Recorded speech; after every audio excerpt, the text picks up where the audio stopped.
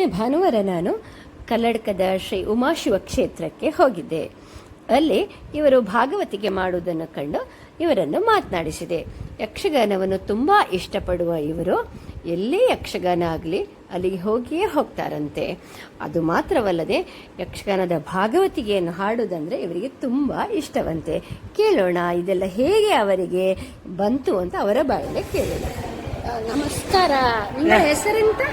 ಕೇಶವಾಣಿ. ಎಲ್ಲಿ ಮನೆ? ಮಿತ್ತನಕ. ನಿಂಗಳ ಮೂಲ ಎಲ್ಲಿ? ಅರ್ಥಕ್ಕೆ ಕೇಳಿ ಹೆಸರು ಸಳಿಕೆ ಅದೇ ಅಲ್ಲಿ ಹೆಂಗ ಅದೇ ಅರ್ಥಕ್ಕೆ ಕೋಟ್ಲಲ್ಲಿ ಇಪ್ಪದು ಅದ್ರೊಳಗೆ ಹೆಂಗ ಕೋಟ್ಲಲ್ಲಿ ಇಪ್ಪದು ಕೋಟ್ಲಲ್ಲಿ. ನಿಂಗೆ ಕಲ್ತಿದ್ದೀರಾ ಭಾಗವತಿಗೆ? ಇಲ್ಲೇ ತಡಿ ಗೊತ್ತಿಲ್ಲ. ಆಟ ಆಡ್ರೆ ಇಷ್ಟವಾ? ಆಟ ಆಡ್ರೆ ಇಷ್ಟವಾ? ಹೇಳಿದ ಹೇಳಿ ನೆನಪಿದ್ದರು ಬಾಯಿ ಬಂದ್ರೆ ಹೇಳುದು. ಅಷ್ಟು ಆಟಕ್ಕೆ ಹೋಗ್ತಿದ್ರಾ? ಅಷ್ಟುದೇ ಆಟಕ್ಕೆ ಹೋಗ್ತಾರ? ಆರಿಷ್ಟ ಆಟಲ್ಲಿ ಭಾಗವತರು ಆರಿಷ್ಟ? ಯಾವ ಆಟ ಅಂತ ಆಟಗಾನಿಗೆ ಒಬ್ಬ ಇಡ್ತತ್ತ ಹಂಗೆ ಹೋಗ್ಬೋದು. ಯಾವ ಮೇಳ ಇಷ್ಟ? ಅದು ಸರಿಗಮ್ಮ ಮತ್ತೆ ಕಟ್ಟಿಬೆಳಕು ಹೋಗುತ್ತೆ. ಬಡಗು ತೆಡ್ಡು ಇಷ್ಟವಾ? ದಿಕ್ಕಿನ ಆಟ ಯಾವ ಆಟ? ಯಾವ ಆಟಲ್ಲಿ ನೋಡ್ತೀಯ? ದಿಕ್ಕಿನ ಆಟ ಯಾವ ಆಟ? ಇನ್ನೀಗ ಮೇಳ ರಜಾ ದಿನಲ್ಲಿ ಹರಡ್ಲಾತಲ್ಲ, ಒಂದು ತಿಂಗಳಲ್ಲಿ ಹರಡುತ್ತಲ್ಲ, ಅವಾಗ ಹೊಪ್ಪಲಿದ್ದ ಆಟಕ್ಕೆಲ್ಲ ಈ ವರ್ಷ ಹೋಗುತ್ತೆ. 10 ರೂಪಾಯಿ ಎಲ್ಲ ಇದಕ್ಕೆ ಆಟಕ್ಕೆ ಹೋಗ್ತೀರಾ? ಆರು ಇದು ಪುಣ್ಯವರಲ್ಲಿ ಯಾರು ಇಷ್ಟ? ನಾಟ್ಯಾಂಗಾಳ ಇದರಲ್ಲಿ ಯಕ್ಷಗಾನದಲ್ಲಿ ಅರ್ಥಧಾರಿಯಲ್ಲಿ ಯಾರು ಇಷ್ಟ? ಇಷ್ಟವಾ? ಮೊದಲನೂರು ಯಾರು ಇಷ್ಟ ಇದ್ದವು? ಮೊದಲನೂರು ಧರ್ಮಸ್ಥಳದಲ್ಲಿ ಸೂರ್ಯಕುಮಾರಿ ಇಷ್ಟವಾ? ಒಳ್ಳೆ ಅರ್ಥ ಉಳ್ಳ ವೇಷ, ಹೆಸರು ಉಂಡ ವೇಷ ಎಲ್ಲ ಮೇಳದರು ಎಲ್ಲ ಮೇಳದರು ಎಲ್ಲ ಮೇಳ ಇಷ್ಟ. ಮತ್ತೆ ಯಾವ ಆಟದಕ್ಕಿಂತ ಆಟ ಹೋಪದಲ್ದ ಆಟ ಇಷ್ಟ ಅಲ್ದ ನಿಮಗೆ? ಅಕ್ಕ ಆತ ಆತ.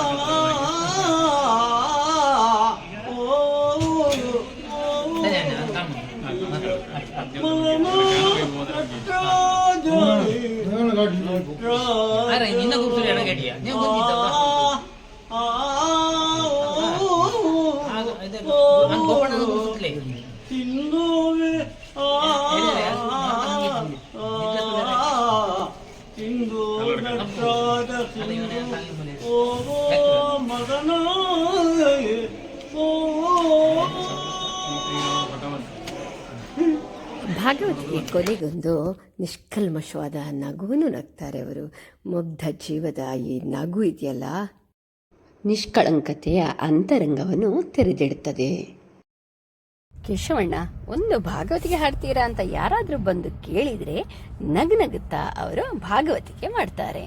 ಕಲಿಯದಿದ್ರೂ ಯಕ್ಷಗಾನಕ್ಕೆ ಹೋಗಿ ಅಲ್ಲಿ ನೋಡಿ ತನ್ನದೇ ಶೈಲಿಯಲ್ಲಿ ಹಾಡುವ ಇವರ ಮುಗ್ಧತನ ಇದೆಯಲ್ಲ, ಈ ಹಾಡು ಸಹ ಇದೆಯಲ್ಲ, ತುಂಬ ಇಷ್ಟ ಆಯಿತು.